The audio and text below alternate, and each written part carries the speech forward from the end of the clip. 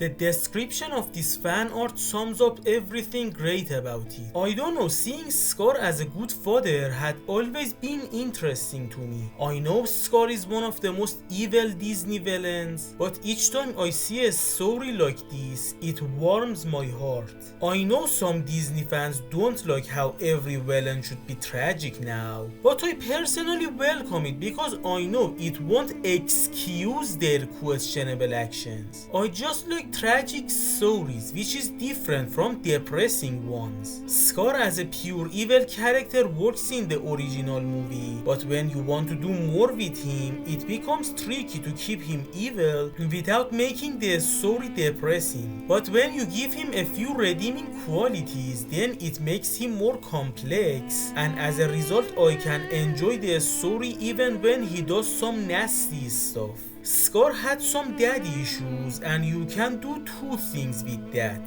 First is to make him an even worse father to have some ironic hypocrisy, or you could actually make him a good father because he has experienced firsthand how it feels to have a bad father, and despite how evil he is, he doesn't want his cubs to suffer the same way he did, which is by far my preferred method. I really enjoy characters who are bad people but surprisingly good parents. But this fan art is only one small part of a very big story, the survival comics. It is a what if story in which Scar survives the Hyenas and lives long enough to be active during the second Lion King movie. So if that interests you, go and read these comics for yourself, because from now on I'm going to spoil everything. Scar will beg Shenzi to stop. He has dropped the facade. Now they know he is not a powerful leader. He is nothing but a coward. Shenzi tries to be indifferent, but she's Scar's childhood friend and can't continue seeing his suffering. She pretends to finish off Scar herself because the rest of the Hyenas won't have mercy on him. When they leave, Scar gets up and leaves Pride Rock, wondering where the lionesses loyal to him were. His mangled body makes it difficult, but he will manage to get far from Pride Lands. A few lions will save him from a crocodile. They are three of the OCs of this story who are actually very cool characters. There's Samson, a lion with gigantism and the leader of a male-only pride. Then his son Aiko, who is bigger than Scar despite being a cub. And there's Hassi, Samson's big brother, who is actually smaller than Samson. There is a prequel comic called Monster that shows Samson as a cub was going to be killed by his own pride simply because of how big he was. But Hassi, who was the prince consort, would save him and run away with him, losing everything else so that his brother would live. Samson would soon become much bigger and he would take the lead in their decision making. Starting a pride with a bunch of weirdos was his idea, and he no longer listens to Hassi. His childhood trauma has made him cold, but Hassi still wants the best for his brother. Weeks later, Scar is living alone away from Samson's pride, and since he still can't move properly, he will use very creative methods to hunt. Aiko will bring Scar back to their pride. He has grown too attached to him, kinda like Cub Simba. There is this pride member named Tomba, the origins of his name being the funniest thing ever. He uses a very creative trick to get information from Scar for Samson. We will flash back to the day Scar joined them. He is unconscious and most of the pride members have voted for his death. Samson wants to kill Scar while unconscious, but he will wake up, and I don't know if he is acting like a cop because of the temporary brain damage, or if he is hallucinating because of the blood loss and he is reliving a memory from childhood. He will introduce himself as Taka to Aiko. When he realizes he is going to die, he shouts Mufasa's name, waiting for his big brother to come and rescue him. Samson tells him not to struggle, which is exactly what Shenzi said to him before pretending to kill him. As a result, Scar will remember some important events of his life and then crash. attack. He will laugh like a maniac and say some cool lines. Then he will attack Samson as he shouts, "My name is Scar." But he is no match for him, so eventually he gives up. Samson takes a look at his eyes and realizes they are similar to the eyes of someone he knows, so he won't kill him. He will actually take care of him and nurse him back to health in his own way. We will realize Samson spared Scar because he looked like his wife, a wife the Pride members aren't aware of. She is so menacing and majestic that Samson, despite his huge size, fears and respects her. Her name is Shiva, a maned lioness, and she is like a goddess to him. She was a princess, but she was robbed from her throne simply because she had a mane.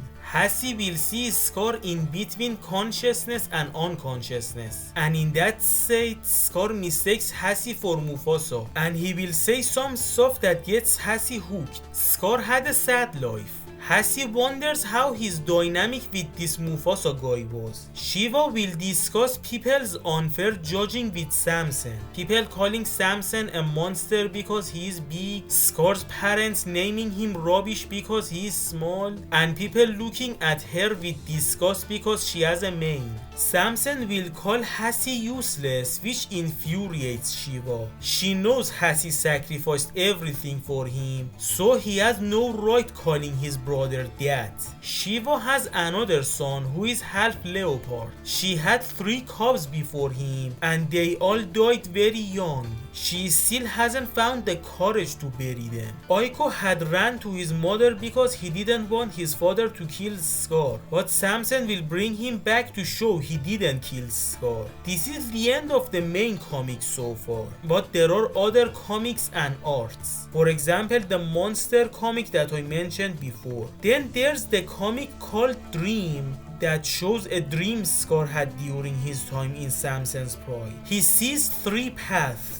On one there's Samson, Hassie and Aiko, on another is Zira, Nuka, Vitani and Kovu, and on the last one is Simba. Mufasa shows up and tells Scar that he shouldn't let his hatred ruin his second chance. He has 3 choices. 1. To go with Zira and his cubs and raise them somewhere far from Pride Lands. 2. To follow Simba, but it would be his choice to do it for revenge or redemption. Or 3. To follow Samson and Co. to start a new life. Mufasa will join Simba, but before it he tells Scar to choose quickly, and if he tries to have it all, he will lose it all again. He also tells him that maybe one day he will find the strength to forgive Scar. Scar doesn't know which path to choose. Another version of him shows up and traps the first one. The other Scar burns down everything, while the first Scar begs him to stop. Everyone will die, which isn't what the first Scar wants. Then he wakes up. I believe this dream means he regrets his evil actions. Then another short comic called Vote. It shows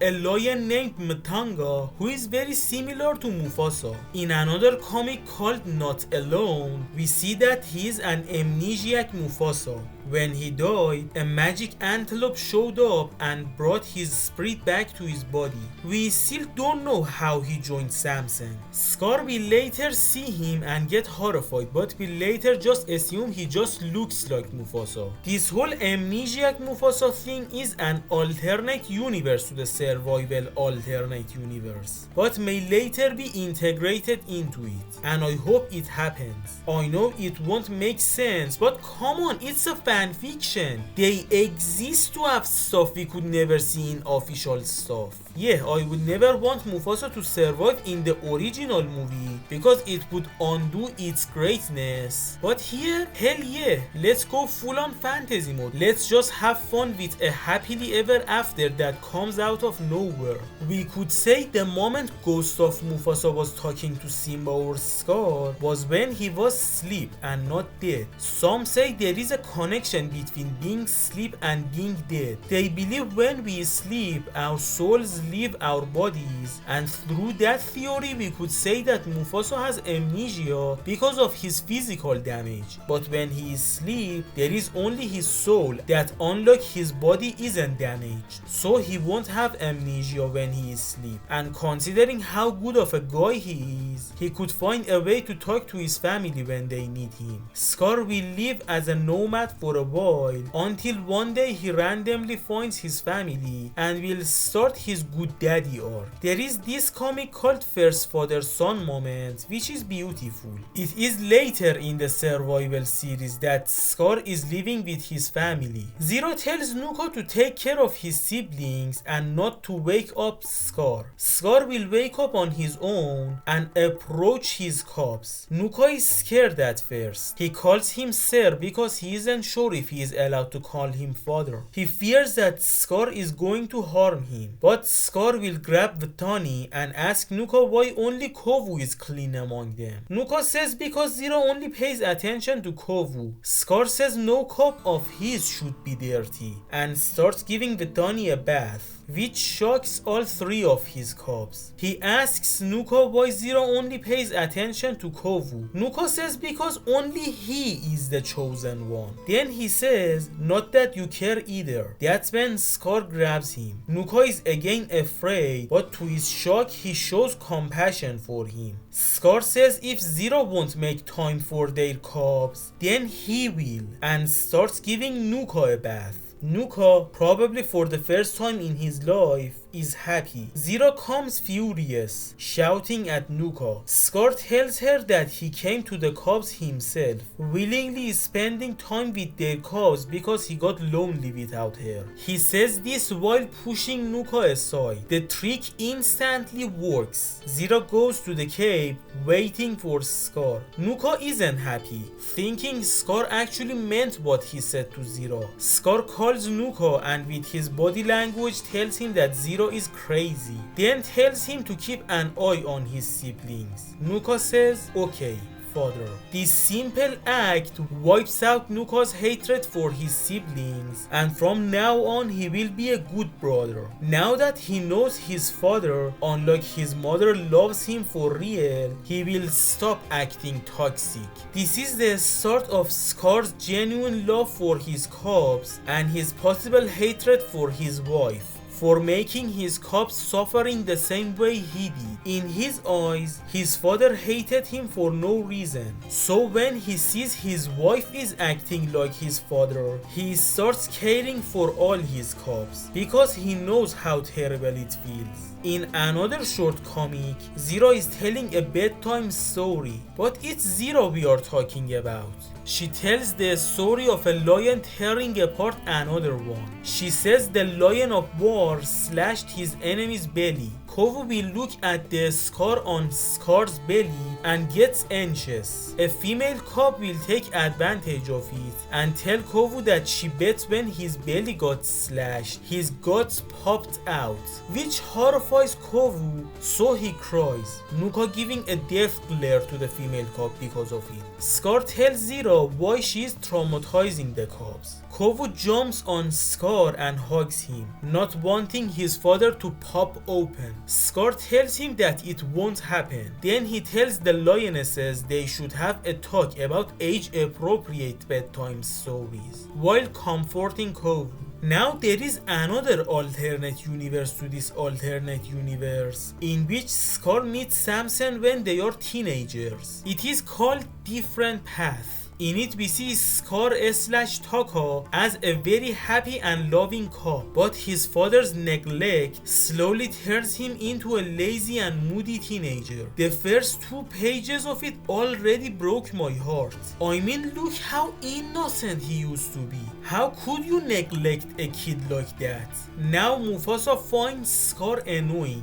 Once he calls Scar useless, and Scar will run off as a result. Scar will find a rogue and try to chase it out to show Mufasa who is useless. Mufasa feels bad, regretting what he said to Scar. He decides to apologize to him the moment he sees him again, a moment that he will never have, because Scar will cross paths with Samson, a teenager but still gigantic. This is when their leader is a lion named Alexander, who is by far the most evil character. Scar will be captured by them. Pridelanders will see some of Taka's blood and assume he is killed. Scar was outside the border and outside their law as a result, so they can't do anything without causing war. So they will try to end it peacefully. They find Alexander and Samson, asking why they killed Scar. Samson won't hold back and say everything that is on his mind, and his tongue is sharper than his claws. Samson asks Ahadi why he didn't send a bodyguard with his other son when there is this many next to this one. Why he never taught him how to defend himself. Why he has a favorite child if he even cared about him. He isn't mad about the death of his son. He is just angry that they took something from him. He made a mistake, but his son paid for it. It's his fault because he didn't watch him, didn't protect him, and just sent a bird instead of doing it himself. He also says that he was calling out for his father with his last breath. Mufasa asks Samson to at least give his body back, but Samson says he doesn't remember where he put his corpse. This whole thing happened while Scar in the cave is trying to tell him he is alive, but he is too weak because of the blood loss, and another lion is keeping his mouth shut. They will leave, unknowingly leaving Scar to the mercy of Alexander. He will spare Scar because of Samson. Samson thinks Scar is unwanted just like him, so from now on Scar will be his little brother. Alexander has made a habit out of it. He kidnaps cubs to raise them as his soldiers, and sometimes it would end in disaster. More than a few of his followers die, and that includes cubs. Ahadi is devastated, thinking about Scar. He was born so sick, they thought he could die any moment. But he never cried from illness or pain. He would only cry when he was alone. Now Ahadi realizes what he has done. He was a sweet boy, and with his neglectfulness and many broken promises, he turned him into a spiteful boy. Uru desperately asks Ahadi if they paid for what they did. Ahadi said no. Uru is even more heartbroken, asking him why he won't do anything. She only leads to one conclusion. So apparently there was this guy named Erevu who looks suspiciously like Taka. Ahadi thinks Uru had an affair and Scar is not his child, so he kills Erevu. He still loves Uru and Taka, but each time he would look at him, he would remember the betrayal of his love, and that's why he would avoid Scar. This is my favorite adaptation of the abusive Ahadi theory.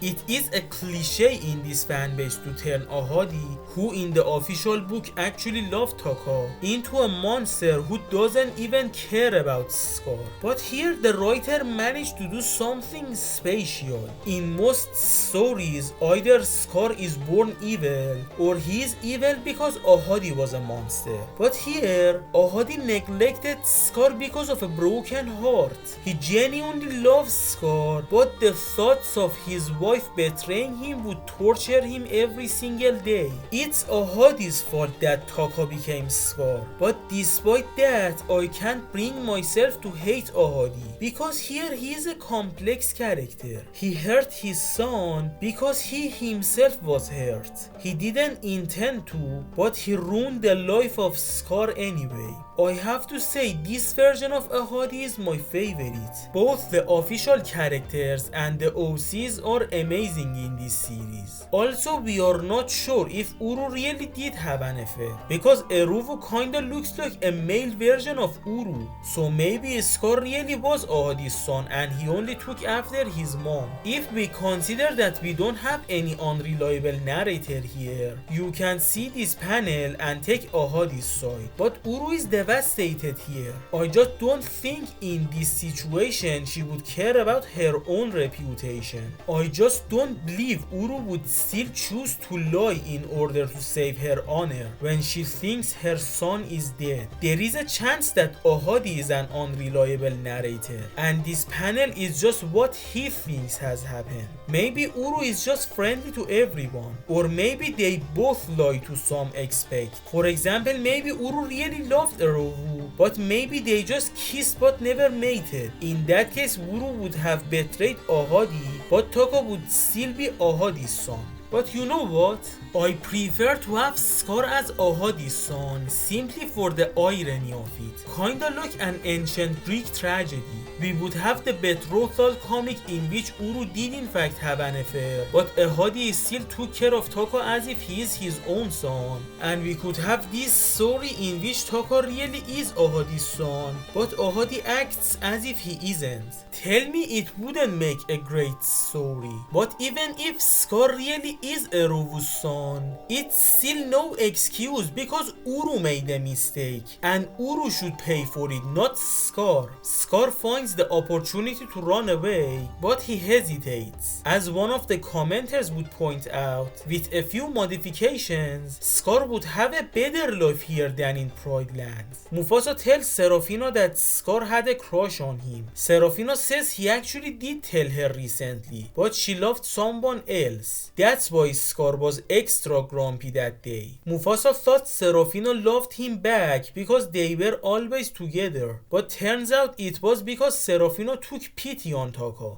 Hassie is looking around to see if anyone is looking for Taka, but he doesn't find anyone, so he also believes nobody cared for him. Not knowing Mufasa is also patrolling to find any sign. Mufasa finds one of Alexander's followers and chases him, which will lead to his death. Mufasa is afraid of himself, realizing how easy it is to kill someone and descend into darkness. This story is also incomplete, but a variation of it must have happened in the survival timeline, as we see another one shot that shows Ahadi almost killed Taka as a cop. Baby Taka is asleep. Ahadi unsheaths his claws, but at the very same moment Taka wakes up and touches his paw. Ahadi is horrified, realizing how close he got to committing a great sin. Even since birth, Taka was very attached to Ahadi. He brings Taka close to his face. Taka, satisfied, hugs Ahadi's face, while Ahadi says, "Why couldn't you be mine?" Oh God, my heart. And finally there's the comic Cat's Cradle, which is an Anthro universe because it's actually a crossover with Tailspin. Here, since they are under human rules, Scar never had the chance to get rid of Mufasa and Simba because he can't take risk. It's harder to clear evidence in this world. So Simba is an adult and Mufasa is still alive. Mufasa and Scar act like cops, arguing all the time, as if only Simba is the adult here. He understands his uncle much more than Mufasa, as he prevents Mufasa from hitting him. Scar apparently inherited a shipping yard from Ahadi, which is far from the empire Mufasa inherited, which is seemingly the only place around here that Shere Khan doesn't own. They will have a meeting with him tomorrow, a tomorrow that we won't see because again the comic is cancelled. But there are a few interesting arts on this page and also on another page that has related commissions. Apparently both Samson and Shiva are into Scar, and Scar will eventually welcome it? Good for them. I don't know if at first the fans started shipping them and then the artist joined in on the joke, or if it was all part of the plan. Okay, the artist never said that the survival multiverse is cancelled, but since it had been almost a decade, yeah, the series is as good as cancelled, but I am already beyond satisfied with it. But if somehow by a miracle it got continued, there are two possibilities. First is that Scar would slowly gain power and have revenge. He will have his cops and the Outlanders, and he would also have Shiva, Samson and his pride. So yeah, very overpowered. In that case he can easily kill the Hyenas Hyenas and the Pride Landers and retake Pride Rock. Then Samson could easily get rid of Scar to become king, and then Shiva could outsmart everyone and become the solo ruler of Pride Lands. These are stuff that I assume considering some of the fan arts on these pages, but I could just be reading too deep into it. But the second possibility is the happily ever after one, which is the one I hope for. There are glimpses of regret in Scar here and there, and maybe he would really seek redemption. Although Scar has a habit of rejecting redemption even when all the stars align for it. Scar told his sons he would get rid of Zira one day. That would be the day the boys finally find out Daddy is gay. But maybe he could find compassion for her like how he did for his cubs. I also would like to see Scar reconcile with the Hyenas, or at least with the main three. Maybe something like missing pieces would happen and only Bonsai and Ed would be left for Shenzi. From this commission we can guess Samson will kill them for Scar, but maybe they are just trolling them. Also Mufasa should gain back his memories. I want Mufasa and Scar to spend their final days as brother and not as enemies. I want everyone to forgive and start over. This series could get the happiest ending possible. All the characters would become friends in the end. I mean, I want it to end like Lion King 2, except this time everyone is alive. Imagine Kovu and Kiara failing at ending the war. Then Mufasa and Scar would show up and they would finalize the peace. So at the end, just like Lion King 2, Kiara and Kovu would become the future rulers, but now Mufasa, Serabi and Serafina are there, Scar, Zira and Nuka are there, Shenzi, Bonsai and Ed are there, Samson, Shiva, Aiko and Hassie are there. So literally everyone would be there and they would have a new era of complete peace. Everyone has let it go and even the villains are good people now. After all the tragedies, everyone will realize this cycle of vengeance will never end and they just accept the bad memories and start making good memories for everyone. The story would end with Mufasa and Scar hugging each other.